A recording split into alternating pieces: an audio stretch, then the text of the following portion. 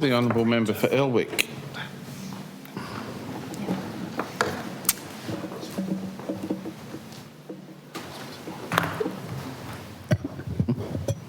Thank you, Mr President, and I thank other members for their contributions too. I've enjoyed listening to other members' contributions and thank the Honourable Member for Hobart for bringing this for our consideration today.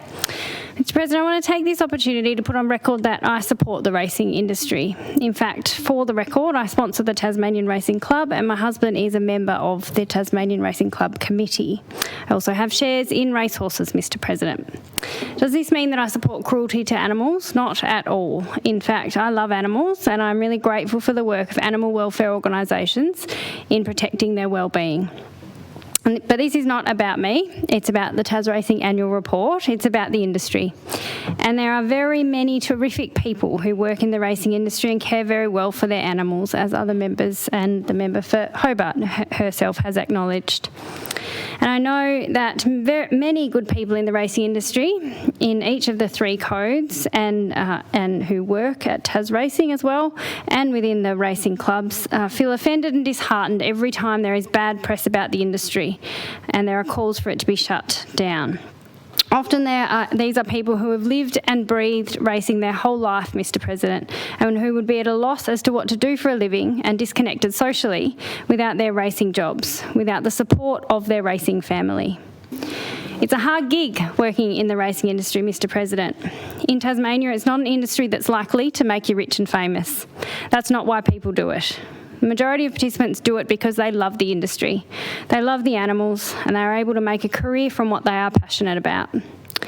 Like any industry, there are also some people who do the wrong thing and cause harm. But it is grossly unfair to characterise the industry by the bad eggs. It is unfair to blame and shame the entire industry and those who support it because of a few bad eggs. It is not unfair to expect that the bad eggs are identified and stamped out though, and in a timely manner. It is not unfair to comment that this has not happened in recent times. The social licence of the industry has been well and truly tested of late, and rightly so. Some of the things that we've seen, Mr President, are unacceptable. We simply have not had the legislative framework, standards, processes and positions in place to identify and respond to the bad eggs in a timely manner.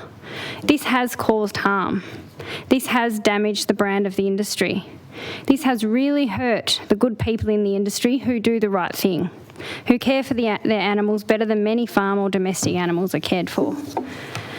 There is work to do to improve the regulation of the industry, and the good people of the industry deserve for this to be done and done well, so they can rightfully and unashamedly, in fact proudly, promote what they do. I acknowledge and thank all of those industry participants who operate with integrity and care for animals and each other every day. For them, I truly hope the provisions and powers set out in the new Racing Regulation and Integrity Act 2024 stamp out the bad eggs and restore faith in the integrity of the industry. And I really hope that sufficient funds are provided to ensure the regulatory functions can be done properly. Of course, this is something that will need to be monitored and considered as part of the development of the new deed that the member for Hobart mentioned. I welcome the reforms that are underway and the appointment of the inaugural Racing Integrity Commissioner just yesterday. And I welcome further consideration of what the deed going forward will look like. I know that sounded like perhaps a second reading speech for the Racing Integrity and Regulation Act, and as I had not done my inaugural speech at the time, I couldn't do a second reading contribution, so I do acknowledge that perhaps that's what it sounded like there. I appreciate the opportunity though to put my support for the industry on the record and be really open and transparent about that, and I appreciate the member for Hobart bringing the Tas Racing Annual Report to us for noting, and I note the report. Question.